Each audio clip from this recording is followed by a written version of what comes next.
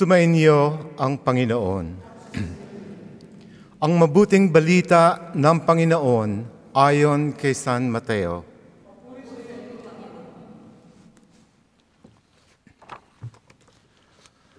Noong panahong iyon, si Juan Bautista'y dumating sa ilang ng Judea at nagsimulang mangaral. Sinabi niya, "Pagsisihan ninyo't talikdan ang inyong mga kasalanan, sapagkat malapit nang maghari ang Diyos." Si Juan ang tinutukoy ni Propeta Isaias nang sabihin nito, "Ito ang sabi ng isang sumisigaw sa ilang, ihanda ninyo ang daraanan ng Panginoon, tuwirin ninyo ang kanyang mga landas." Hinabing balahibo ng kamelyo ang damit ni Juan at balat ang kanyang pamikis. Ang kanya namang pagkain balang at pulot-pukyutan. At pumunta sa kanya ang mga taga-Jerusalem, taga-Judea at mga naninirahan sa magkabilang panig ng Jordan. Ipinahayag nila ang kanilang mga kasalanan at sila'y bininyagan ni Juan sa ilog Jordan. Ngunit nang makita niyang marami sa mga Pariseo at mga Saduceo ang lumalapit upang pabinyag, sinabi niya sa kanila, "Kayong lahi ng mga ulupong, sino ang nagbabala sa inyo upang tumakas sa parusang darating? Ipakilala ninyo sa pamamagitan ng inyong pamumuhay na kayo'y nagsisisi. At huwag ninyong ipangahas na kayo'y anak ni Abraham. Sinasabi ko sa inyo, ang Diyos ay makalilikha ng mga tunay na anak ni Abraham mula sa mga batong ito. Ngayon pa'y nakaamba na ang palakol sa ugat ng punong kahoy. Ang bawat punong kahoy na hindi mabuti ang bunga ay puputulin at ihahagis sa apoy. Binibinyagan ko kayo sa tubig bilang tanda ng pagsisisi ninyo't pagtalikod sa inyong mga kasalanan. Ngunit ang dumarating na kasunod ko ang magbibinyag sa inyo sa Espiritu Santo at sa apoy. Siya'y makapangyarihan kaysa akin. Hindi ako karapat-dapat kahit tagadala ng kanyang pangyakap. Hawak niya ang kanyang kalaykay upang alisin ang dayami. Titipunin niya sa kamalig ang trigo, ngunit ang ipay susunugin sa apoy na di mamamatay kailanman. Ang mabuting balita ng Panginoon.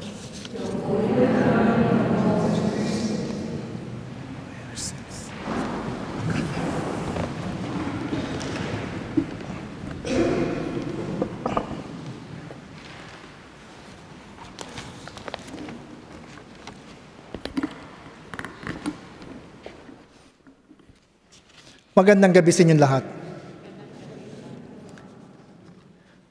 Siguro narinig niyo na yung pangalang Sigmund Freud.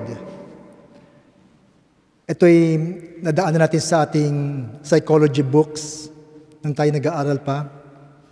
At si Sigmund Freud ay isang kilalang developmental psychologist. At hanggang ngayon ginagamit pa yung kanyang teorya tungkol sa stages of man, na tayong lahat daw ng mga sangkatauhan ay may kanya-kanyang stages sa buhay, simula birth, simulang pagkapanganak hanggang sa pagkamatay. At pare-pareho lang ang stages natin. Ang Pinoy, hindi magpapatalo. May sarili din siyang stages of life. Ang tawag dito ay ang Pinoy life cycle.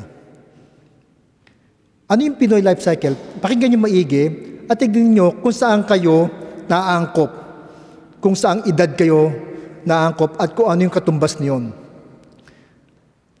From 0 to 1 year old o from day 1 to 1 year old, ang stage daw niyon ay paramihan ng utsak, yung nilalabas na laway ng bata. From 2 years old to 3 years old, paramihan ng lampin. From 3 years old to 8 years old, paramihan ng toys. From 9 years old to 18 years old, pataasan ng grades. From 19 years old to 25 years old, padamihan ng syota. From 26 years old to 35 years old, pagandahan ng asawa. From 36 years old to 45 years old, palakihan ng income. From 46 years old to 55 years old, padamihan ng kabit. At from 56 years old hanggang pataas, padamihan ng sakit. Marami sa inyong tumawa sa huling-huli, doon yata kayo nakarelate. Ang Adbyento, na ang ibig sabihin ay pagdating, ay inilalaan natin sa panahon para paghandaan ang pagdating ni Jesus. 3 uri ang pagdating ni Jesus. Una, ang kanyang unang pagdating noong 2,000 years ago sa isang sabsaban. Ikalawa, ang patuloy na kanyang pagdating sa piling ng misteryosong paraan katulad ng pagtanggap sa mga sakramento at paggawa ng kabutihan. Pagtanggap natin sa banal na pakikinabang sa katawan dugo ni Kristo. At ang ikatlo ay ang kanyang muling pagdating sa katapusan ng panahon na hindi natin alam kung kailan at kung anong oras. At sa pagdating na ito ay huhusgahan niya tayong lahat ayon sa kabutihan ating ipinakita nung tayo ay nabubuhay pa. So 3 klaseng pagdating. 2,000 years ago sa sabsaban. Pangalawa, sa araw-araw ng ating buhay at sa pagtanggap natin ng Eucharistia. At pangatlo, sa huling araw ng ating buhay. Pero, kalimitan ng ating paghahanda ay panay panglabas lamang. Paglalagay ng dekorasyon, pagbili ng mga regalo, pagpaplano ng Christmas party.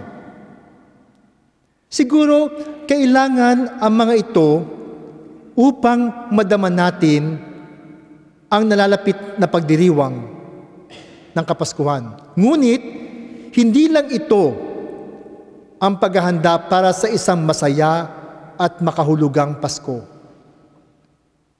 Ang panahon ng Adbyento ay paghahanda sa pagdating ng Pasko. Ang unang linggo ng Adbyento ay nagpapaalala sa atin na maghanda. Mag-ingat kayo at maging handa sapagkat hindi ninyo alam kung kailan ang takdang oras, ang sabi ni Jesus sa Ebanghelyo. Ngayon, paano tayo naghahanda? Sinindihan natin ang pangalawang kandila ng Adbyento para sabi sa atin na tayo ngayon ay nasa ikalawang linggo na ng paghahanda. At ang panawagan naman dito ay panawagan ni San Juan Bautista sa ilang na magbalik loob tayo. Pagsisihan ninyo, sabi niya, at talikdan ang inyong mga kasalanan. Nakikita niyo ba Narinig niyo ba yung salita ni Juan Bautista na parang pamilyar to? Pagsisihan ninyo at talikdan ang inyong mga kasalanan. Sino gumamit ng salitang yan? Si Duterte. Sabi niya, magsisi kayo at magbagong buhay na kayo. So bago pa nanawagan si Presidente Duterte at si General Bato sa kanilang Oplan Tokhang, nauna na nanawagan si Juan Bautista. Pareho naman ang kanilang paghamon. Sabi ni Duterte, magbago na kayo. Kung hindi kayo magbabago, patayin ko kayo. Ano sinabi ni Juan Bautista? Ang sabi ni Juan Bautista, kayong lahi ng mga ulupong. Hindi siya nagmura. Pero sinabi niya, kayong lahi ng mga ulupong. At sa huli sinabi niya, hindi siya papatay, pero sabi niya, titipunin niya sa kamalig ang trigo, ngunit ang ipay susunugin sa apoy na di mamamatay kailanman.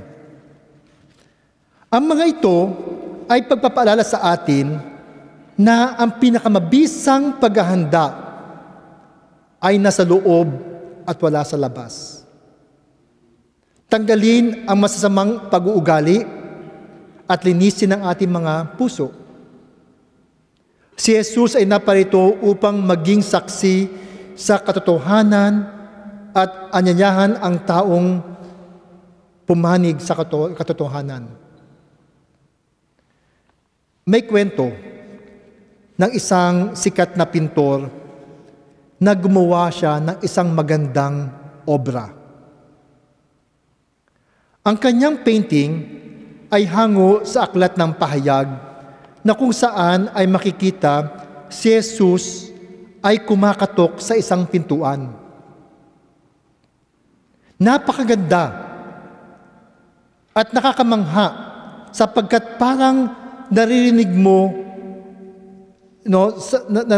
mo ang dahan-dahang pagkatok ni Jesus sa kanyang obra. Ngunit may isang batang pumuna sa kanyang painting. Sabi ng bata, Mamang pintor, bakit walang doorknob yung pintuan? Paano makakapasok si Jesus? Nakalimutan ng pintor na lagyan ng doorknob yung pinto. Pero bigla siya nag-isip, paano ko sasagutin to sa batang maliit na to?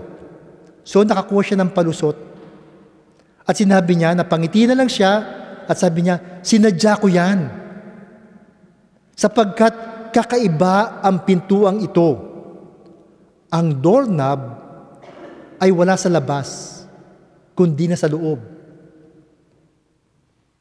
Sabi ng bata, pak ganun. Laking pagtataka ng bata. Ano ang tawag sa pintuang yan? Sabi ng bata. At sumagot ang pintor, ang tawag dyan, iho, ay ang pintuan ng puso ng tao. Ang Diyos ay patuloy na kumakatok sa puso natin, ngunit tayo lang ang pwedeng magbukas at magpatuloy sa Kanya. Ang doorknob ng puso natin ay nabubuksan lamang sa loob kung gugustuhin natin. Ito ang Oplan Tokhang ng Diyos. Kaya ang Adbento ngayon ay may pangatlong pagkahulugan. Ito ang agarang pagtugon sa pagtawag ng Diyos na magbalik loob at magbagong buhay. Ang pagbabagong ito ay tinatawag nating metanoia. Ito ay salitang Griego na ibig sabihin, ito ay tuloy-tuloy na pagbabago sa isip, sa puso, at ng uri ng ating pamumuhay. Ang pagtuwid ng landas ay nangangahulugan ng pagsasaayos ng pamumuhay. Ito ay pagtanggal ng ating masamang pag-uugali at pagpupuno ng ating pagkukulang sa ating kapwa. Ang metanoia ay nangangahulugan pagbabago ng ugali. Si Jesus ay araw-araw kumakatok sa puso natin. Ang oplan tukhang ng Diyos ay dumarating sa mga sandaling hindi natin inaasahan at sa mga taong hindi natin inaakala. Kaya't lagi dapat tayong handa. Maari siyang dumating sa pagkatao ng isang kaaway. Maari siyang dumating sa mga may hirap at nangangailangan. Maari siyang dumating sa tinig ng mga taong kulang sa pag-aaruga at sa pagkapabaya.